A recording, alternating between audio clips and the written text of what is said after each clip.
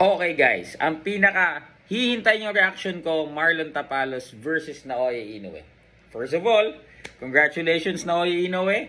Magaling ka talaga. I can say na deserve mo na maging 2-division undisputed champion.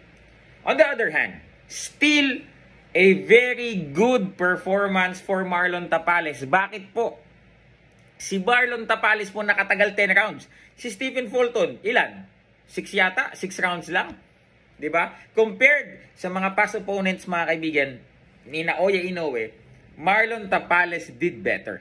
Okay, so with that, congratulations Marlon Tapales. Plus, eto na. The earnings that Marlon Tapales will get from this fight will make his third and fourth generation of Tapales' descendants secured na. Mula po sa ikatlo at ikaapat na salin lahi ni Marlon Tapales, secured. Check ko, nahulog tuloy. Secured na po sila financially. Hindi ko ikakat yun, isasama ko yun. Diba? Ganon. Hindi mo pwede kasing ikumpara yung laban ni Marlon Tapales kay Naoya Inoue sa laban ng isang nag-tune up, kalaban ng isang retirado na trainer na nabugbog pa, round 1 na lang, hingal na, at pagkatapos nag-draw pa. We can never compare yung kakatapos lang na laban na yun against that fight. Man, di ba? Stop it, stop it.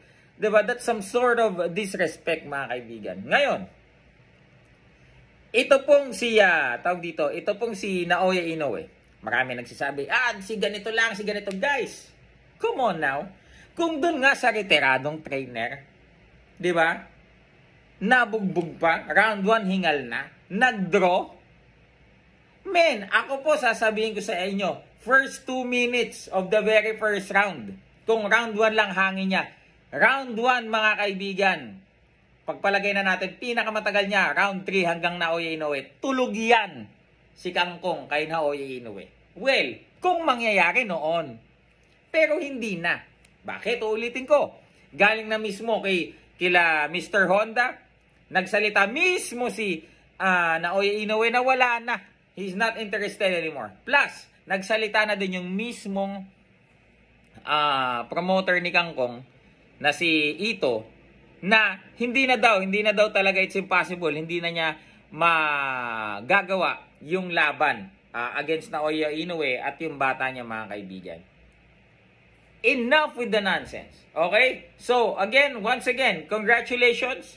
You know, you deserve the victory, Naoya Inoue. You know, talagang karapat dapat ka, looking forward na makalaban mo, maybe fantasy matchup, Tank Davis, di ba?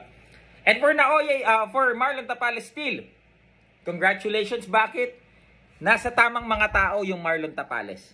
And if you are with the right people, makakasiguro ka na simula pa lang ito ng magandang takbo ng boxing career mo. Example, Jerwin Angcahas. Nabigo man siya twice, nakabalik, isang panalo sa tune-up, lalaban na naman ngayon ng world title against the brother of Naoya Inoue, si Takuma Inoue.